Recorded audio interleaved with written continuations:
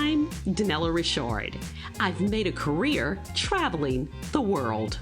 I've worked for some of the biggest names in travel, and now I've traded in my business suit for a swimsuit. Swimming with the sharks, swinging at the edge of the world, throwing back a few shots, or shall I say spirits. Woo. Eating some of the best cuisine, and even making a few furry friends along the way. I invite you to come along with me and discover the world.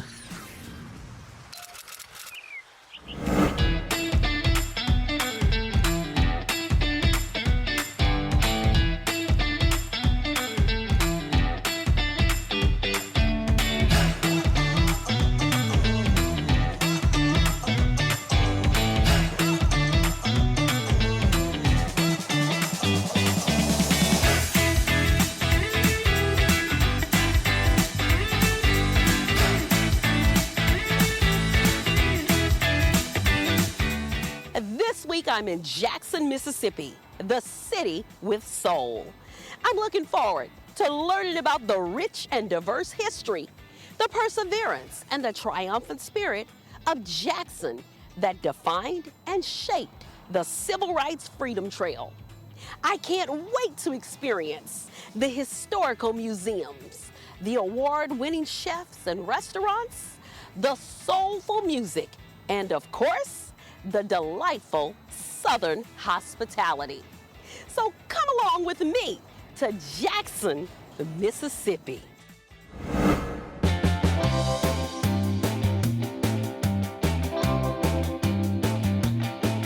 As you know, I'm here in Jackson, and right now I'm at Brent's Drugs. This is where The Help was filmed. I can't wait to check out this place.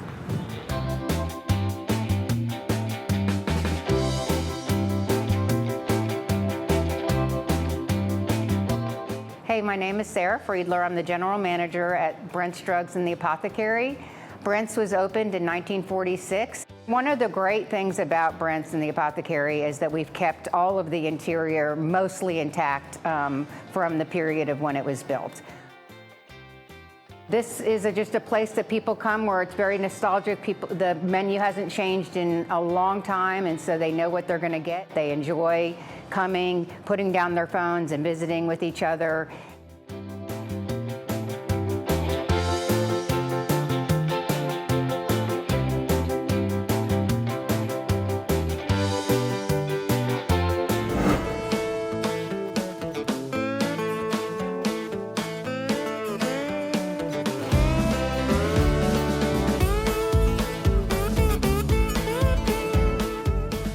Welcome, Denella, but hold on just one second. I need to get my hat. Very, very nice. Much better. Now, is that a Stetson? Oh, it's better. All right, all right. So tell me, where are we today? We're in Jackson, Mississippi during the Dixie National Livestock Show, and this is the Quarter Horse Show. You know, the Dixie National has been in existence 58 years now. She just did her pattern where she lope, circle, stop, turned. Oh, now they've turned the cow out. Okay. She's going to work the cow to show how much control she has. See, like on the end, she should drive it back and forth across the end to train the cow to listen to her horse. This is Benny. That's short for Vital Signs Are Good. He's one of our horses that we've had in our program about 9 years now, and you know, we love him because he's beautiful to look at, gentle, and he loves to be scratched and rubbed on. He's not that he's spoiled or anything, but he loves to be petted and pampered.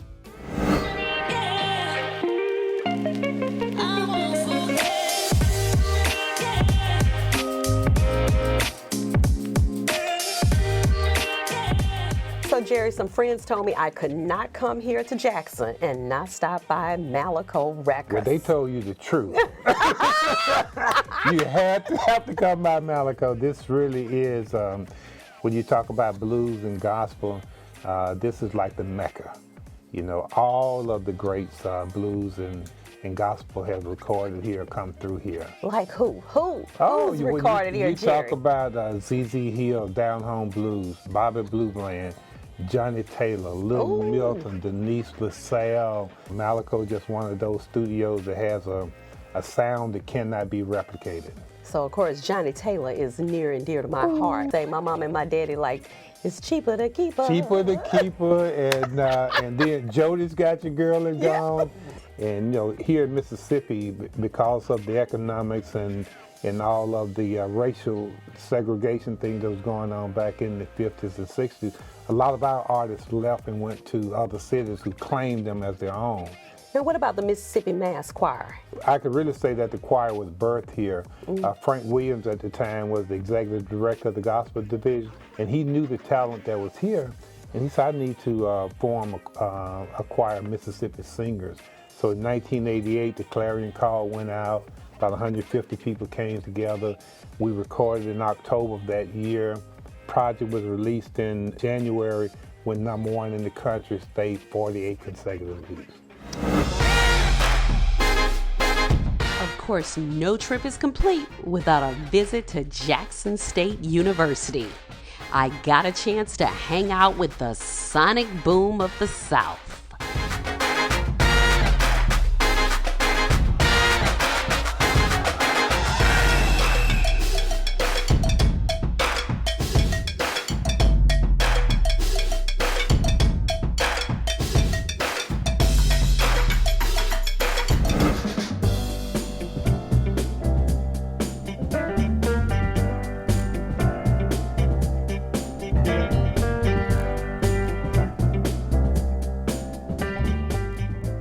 Garrett, I've been coming to Jackson State University for years and years and years because, you see, I went to Southern University.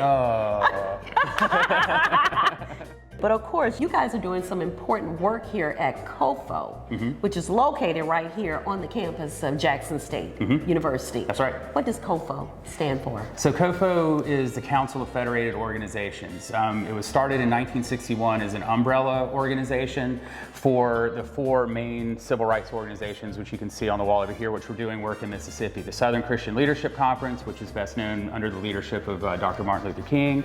The NAACP, best known Medgar Evers and that story. CORE, the Congress of Racial Equality, and SNCC, the Student Nonviolent Coordinating Committee.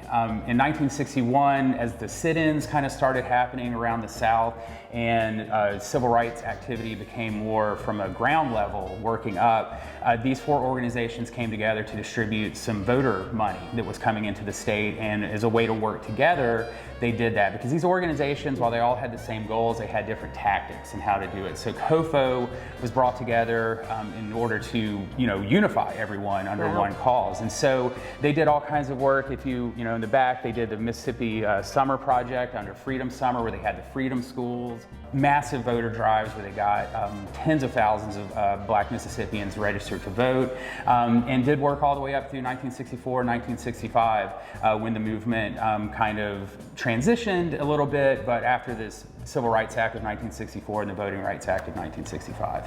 So important work was done in here with some of the biggest names. This is the actual place where it happened. It's a very important part of the civil rights history here on the campus of Jackson State.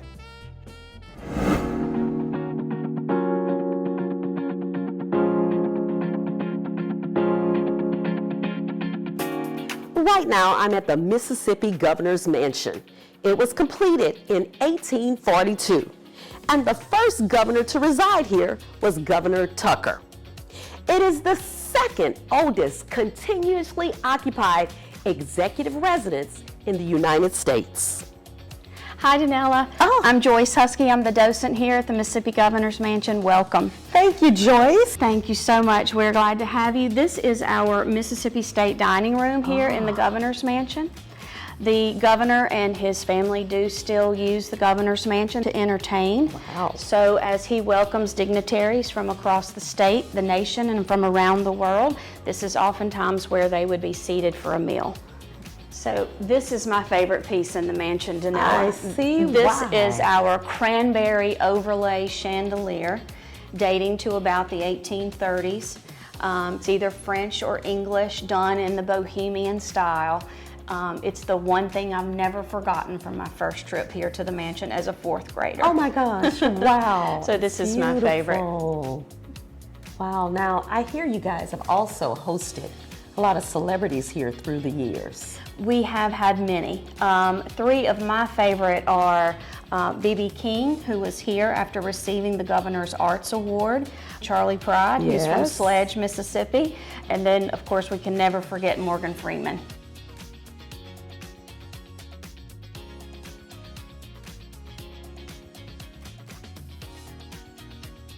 So Joyce, how can I get an invitation to stay in one of these beautiful rooms? Well, that is invitation of the governor and his family only. But I can tell you that most of the window treatments that you see in the house are copies of fabrics, patterns, and styling. But in this particular room, these are 1840s hand-painted velvet. Wow, It is just so beautiful and such a great asset to this room. it's gorgeous.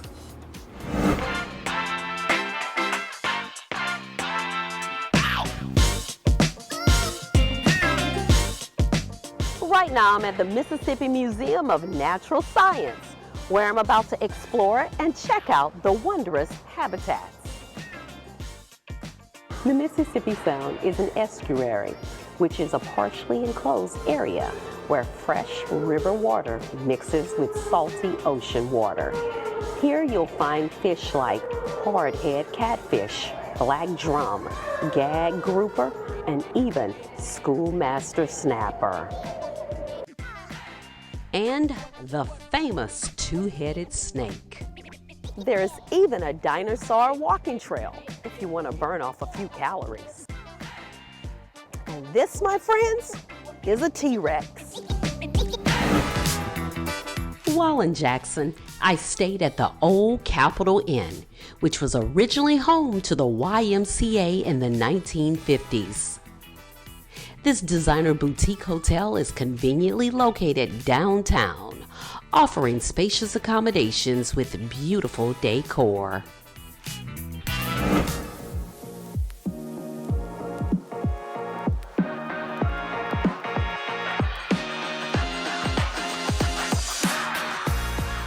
Jackson, Mississippi certainly has its own food scene. And believe me, I tried as much as I could. From the family-owned Stamped Super Burger with special spices, to the Iron Horse Grill with a museum on the top level and live music, to Sambu's African Kitchen with rich seasonings. I even took in brunch at the weekend. And I couldn't leave without dining at Elvie's, a James Beard semifinalist.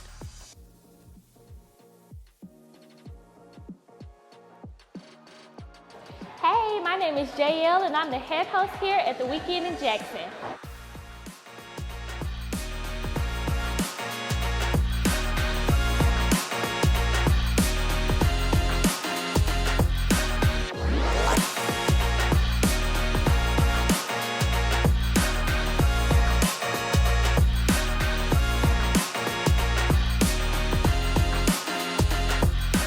Welcome to Elvie's. My name is James Durham. I'm the catering and events manager here. Recently, Elvie's was nominated for a semi-finalist James Beard Award.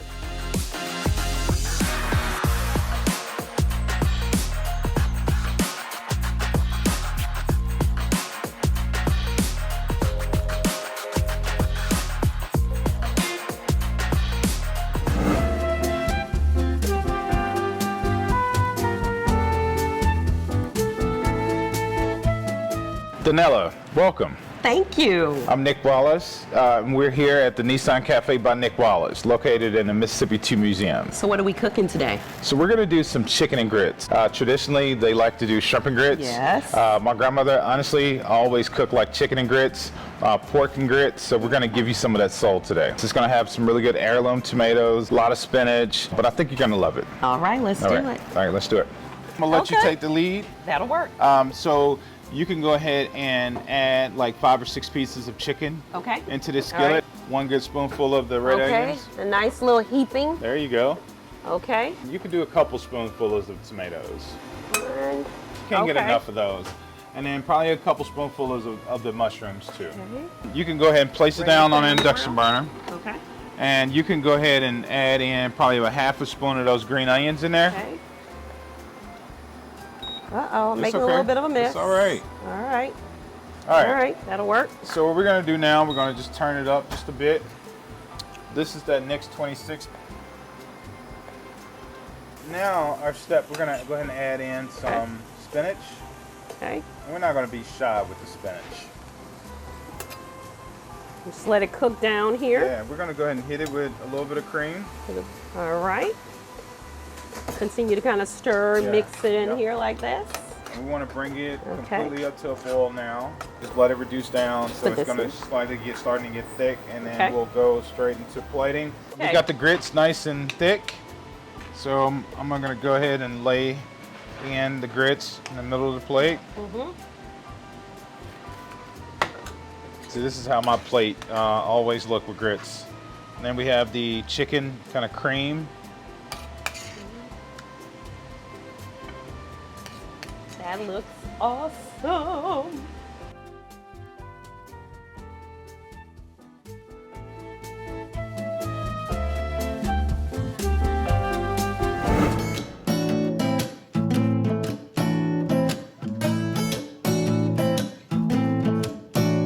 I'm about to check out the two Mississippi museums.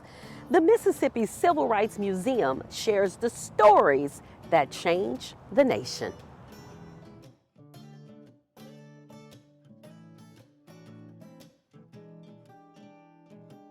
Denella, we're going to start right here with Emmett Till, the story of this 14-year-old boy, and I say boy because people throughout the years have always said this Emmett Till, a man, but he was a 14-year-old boy who had come to visit his uncle. Emmett stuttered, and his mom told him to whistle to stop himself, just to whistle. You gotta be kidding.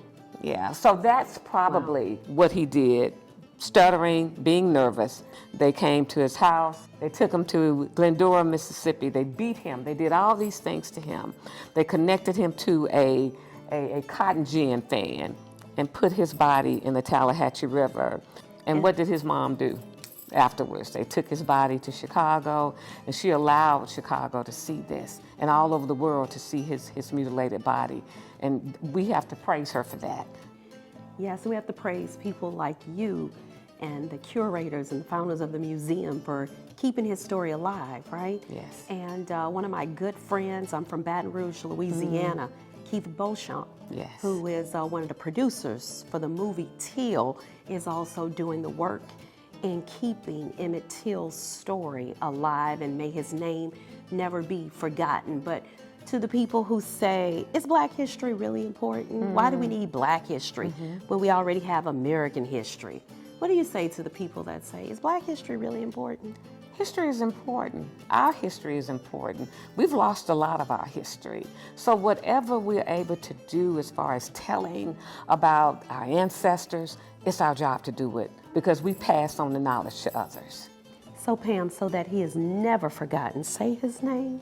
Emmett Till. Emmett Till. Yes. May he never, ever, ever be forgotten.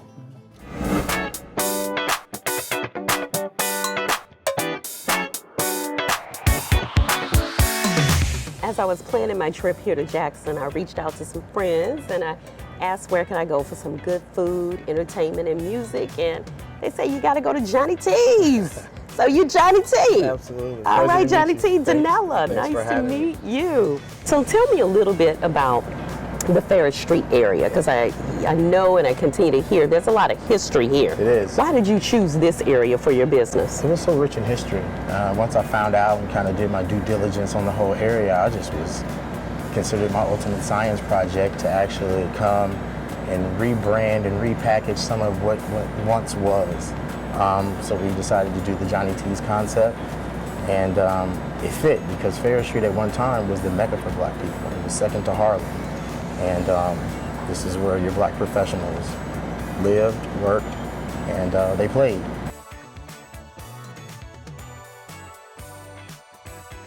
The people of Jackson really appreciate it because the support's been overwhelming ever since day one of opening.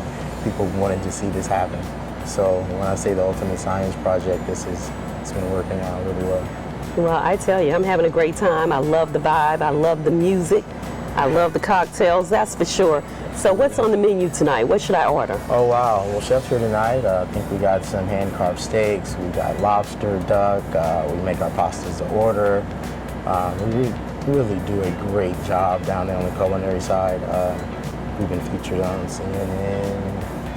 We just left from Boulder, Colorado, visiting Deion Sanders to do a special event for him. Yes, yes. We were on game day, so we've been getting a lot of exposure for the culinary side of what we do.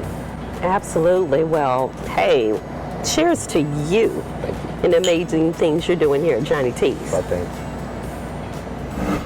Jackson is a city on the move with friendly, welcoming people, delicious foods, soulful, stirring music, and of course, unique and distinct Southern hospitality. I've had a great time here and I will return.